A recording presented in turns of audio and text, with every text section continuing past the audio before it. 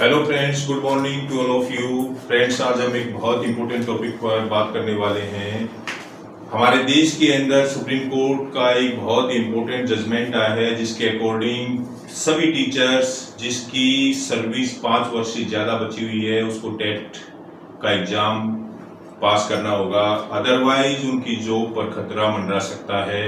ये supreme court का order आया है। इसके खिलाफ पिटीशन रिव्यू डाली गई थी। पिटीशन रिव्यू में ये रेफरेंस दिया गया था कि जो राइट टू एजुकेशन लागू हुआ है उससे पहले जो टीचर्स लगे हुए हैं गवर्नमेंट जॉब में हैं उनको जो है इससे राहत दी जाए, लेकिन सुप्रीम कोर्ट ने साफ इनकार कर दिया।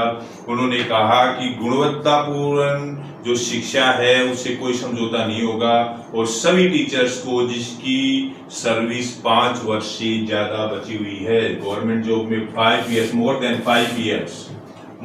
5 ईयर जिसकी जॉब बची हुई है गवर्नमेंट जॉब, उसके लिए टेट का एग्जाम जो टीचर एलिजिबिलिटी टेस्ट है उसको पास करना अनिवार्य है। This is compulsory.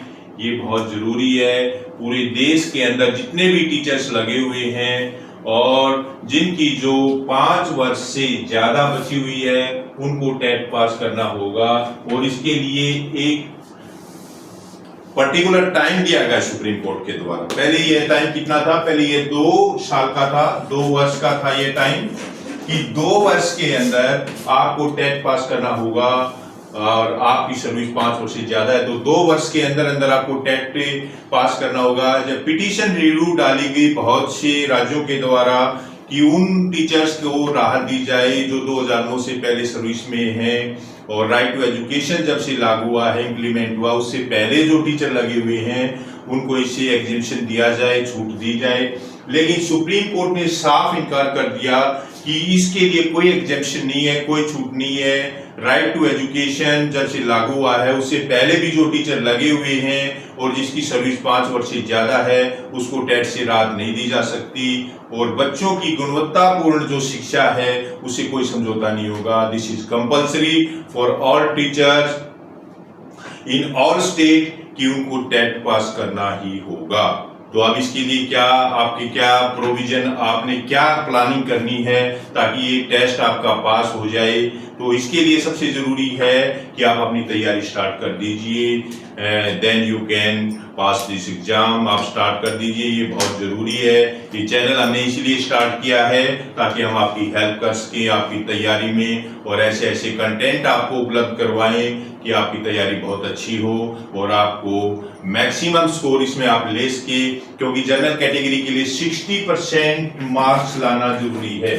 60% marks general category के लिए टेट के एग्जाम में कंपलसरी है, तभी उसका क्वालिफाई माना जाएगा।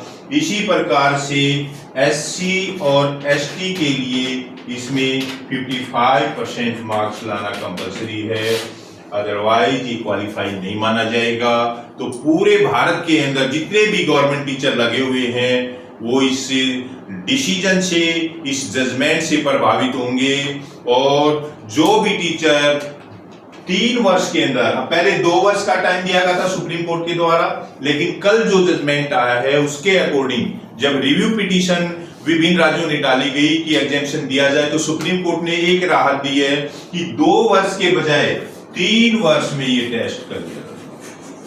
अगस्त 2028 तक हर टीचर को जिसकी जो 5 वर्ष से ज्यादा है उसको ये टेस्ट पास करना होगा, टीचर एलिजिबिलिटी टेस्ट पास करना होगा, अदरवाइज उसकी जॉब जा सकती है। ये पूरे देश के अंदर ये नियम लागू है और सुप्रीम कोर्ट ने रेफरेंस देकर कहा कि राइट टू एजुकेशन में भी ये प्रोविजन है। धारा 23 के अंदर ये प्रोविजन है कि हर टीचर्स को जो है वो टेट पास करना होगा and this is according to the right to education. तो ये जो डिसीजन है इसमें ये राहत दी गई है कि अब आपको 1 वर्ष का जो टाइम है वो एक्सटेंड कर दिया गया है। अब आप 2 वर्ष की बजाय 3 वर्ष में इस टेस्ट को पास कर सकते हो। इसके लिए अपनी तैयारी शुरू कर दीजिए 1 महीने का आपको ग्रीष्मकालीन अवकाश का टाइम भी आपको स्पेशली आपको मिल गया है, तो अपनी तैयारी शुरू कर दीजिए। हमारे चैनल को सब्सक्राइब कीजिए। हम आपको ऐसे कंटेंट देंगे that will be very helpful to all of you to pass this exams, और इस प्रकार से आप अपनी तैयारी शुरू कर दीजिए, क्योंकि इसके अलावा आपके पास कोई ऑप्शन नहीं है। This is according to the judgement of Supreme Court that it is compulsory to pass the teacher eligibility test. every teachers who is appointed in government jobs and whose service is more than 5 years, it is compulsory to pass this exam. So every teacher start to prepare this exam, that will be helpful to you, and minimum 60% marks must be get by the general category, then you will be qualified for this exam. So I think you understand कि ये judgement क्या था और इसका क्या असर पड़ेगा अध्यापकों पर। जो अध्यापक इसको पास कर देगा वो अपनी सर्विस में बना रहेगा, जो दिए गए 3 वर्ष के टाइम में इसको पास कर नहीं पाएगा उसके ऊपर इसका प्रभाव पड़ेगा। सो इसलिए इसको हमारे चैनल को सब्सक्राइब कीजिए, और हम आपको ऐसे कंटेंट देंगे ताकि आप इस एग्जाम की प्रिपरेशन में आपके लिए हेल्पफुल होगा। Thank you very much for watching this video. Thank you.